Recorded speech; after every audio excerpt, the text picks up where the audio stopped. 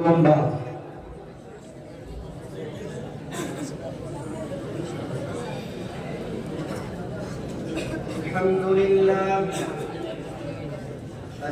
لله وحده ونصر عبده والصلاة والسلام على من لا نبي بعده أما بعد فأعوذ بالله من الشيطان الرجيم بسم الله الرحمن الرحيم وذكر فإن الذكرى تنفع المؤمنين صدق الله العظيم. ہمیں دنیا سے کیا مطلب، مدرسہ ہے وطن اپنا. ہمیں دنیا سے کیا مطلب، مدرسہ ہے وطن اپنا. مریں گے ہم کتابوں پر، ورق ہوگا کفن اپنا. محترم صدر انجمن اور معزز سامعین کرام، میں آج آپ حضرات کے سامنے مدرسہ کی حقیقت اور ان کا مقصد کے بارے میں کچھ عرض کرنا چاہتا ہوں. امید ہے کہ بغور سماعت فرمائیں گے. محترم سامعین، مدرسہ ایک بہت بڑی نعمت ہے. اللہ نے آج ہم کو یہ نعمت عطا کی ہے، ہمیں اس سے فائدہ اٹھانا چاہیے. یہ مدرسہ ماں کی گود کی طرح ہے. جس طرح بچہ ماں کی گود میں پرورش پاتا ہے، اسی طرح انسان یہاں بھی پرورش پاتا ہے. اور یہ مدرسہ انسان کو حقیقی انسان بھی بناتا ہے. محترم صدر، محترم سامعین، دینی مدارس جو اس وقت آپ کے سامنے ہیں، دراصل یہ سب اسلام کے مثبت قلعے ہیں.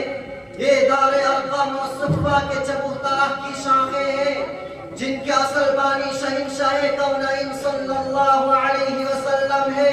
یہ در حقیقت راہ جنت ہے. یہاں پر معرفت الہی کی کرنائن پھوٹتی ہے. یہاں علم نبوت کی شعاعوں کو جگمگایا جاتا ہے. یہاں امت کے رہبر اور رہنما کو تیار کیا جاتا ہے. یہاں کفر و شرک کی تاریکی کا قلع کما کیا جاتا ہے. یہاں مصلح امت کو بھی پیدا کیا جاتا ہے. محترم سامعین، بہت ہی حیرت کن بات یہ ہے کہ لوگ اس کے باوجود یہ شکایت کرتے ہیں کہ مدارس نے دنیا کو کیا دیا. میں پوچھتا ہوں کہ مدارس نے دنیا کو کیا نہیں دیا.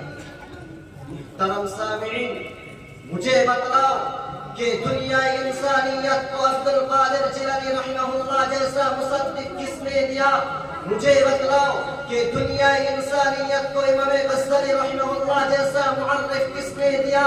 مجھے بتلاؤ کہ امام ابو حنیفہ رحمہ اللہ جیسا مفقہ کس نے دیا؟ مجھے بتلاؤ کہ اشرف علی تھانوی رحمہ اللہ جیسا مفکر کس نے دیا؟ مجھے بتلاؤ کہ مجدد الفیصانی علی جیسا کس نے دیا؟ مجھے بتلاؤ کہ انور شاہ کشمیری رحمہ اللہ جیسا محدث کس نے دیا؟ مجھے بتلاؤ کہ حسین احمد مدنی رحمہ اللہ جیسا علوم العصر کس نے دیا؟ مجھے بتلاؤ کہ شیخ الہند رحمہ اللہ جیسا مجاہد کس نے دیا؟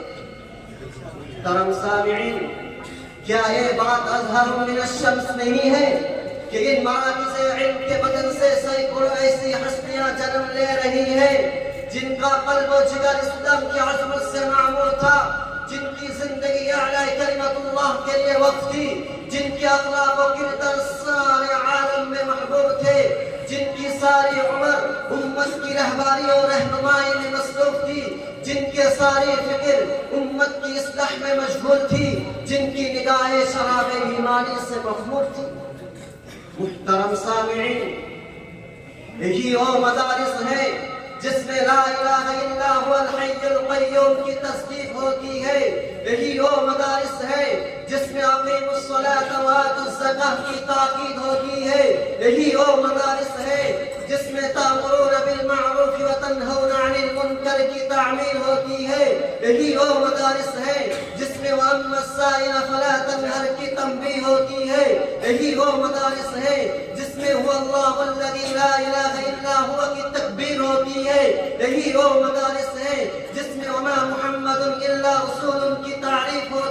ہے، یہی وہ مدارس ہے جس میں ان اللہ علی کل شیء قدیر کی تعلیم ہوتی ہے، یہی وہ مدارس ہے جس میں ان الصلاۃ تنہی عن الفحشاء والمنکر کی تحقیق ہوتی ہے، یہی وہ مدارس ہے جس میں وذکر فإن الذکریٰ تنفع المؤمنین کی تذکیر ہوتی ہے، یہی وہ مدارس ہے جس میں وجاہدوا فی سبیل اللہ حق جہادہ کی ترغیب بھی ہوتی ہے۔ محترم سامعین، آج دنیا ایسے فتنوں کی اندھیوں میں امت محمدیہ کی لگام تھامنے، اسلام پر مر مٹنے کا جذبہ اور شوق پیدا کرنے کے لیے عبد القادر جیلانی رحمہ اللہ جیسا ایمانی جوش و حرارت پیدا کرنے والا، ظلم و شدت، جور و فتن کے خلاف علم بغاوت بلند کر کے سرفروشانہ اور مجاہدانہ کارناموں سے ملک و ملت کو سر بلند کرنے والے کی منتظر ہیں، اور ایسے علماء کسی فیکٹری، کسی کالج یا یونیورسٹی سے نہیں بلکہ صرف اور صرف دینی مدارس ہی سے جنم لیتے ہیں۔ محترم سامعین، اس لیے مدارس کو مضبوط و مستحکم کرنے کی ضرورت ہے، کیونکہ مدارس ہی کے ذریعے اطاعت رسول کا پرچم لہرایا جا سکتا ہے، مدارس ہی کے ذریعے باطل کو توڑا جا سکتا ہے، مدارس ہی کے ذریعے بھٹکتی انسانیت کو انسانیت کا درس دیا جا سکتا ہے، مدارس ہی کے ذریعے تعصب کو قوت و محبت میں بدلا جا سکتا ہے، مدارس ہی کے ذریعے نادم کلیوں کو سلیقہ تبسم سکھلایا جا سکتا ہے، مدارس ہی کے ذریعے فکر انسانیت کو صحیح راہ پر گامزن کیا جا سکتا ہے، مدارس ہی کے ذریعے ساری دنیا کو پیغام صلح بھی دیا جا سکتا ہے۔ دوستو، مدرسہ کی قدر کرو اور اس سے تعلق جوڑو۔ اللہ تعالی ہمیں دینی اداروں کی قدردانی کی توفیق عطا فرمائے، آمین۔ الآن أنا أختتم الكلام، السلام عليكم ورحمة الله وبركاته۔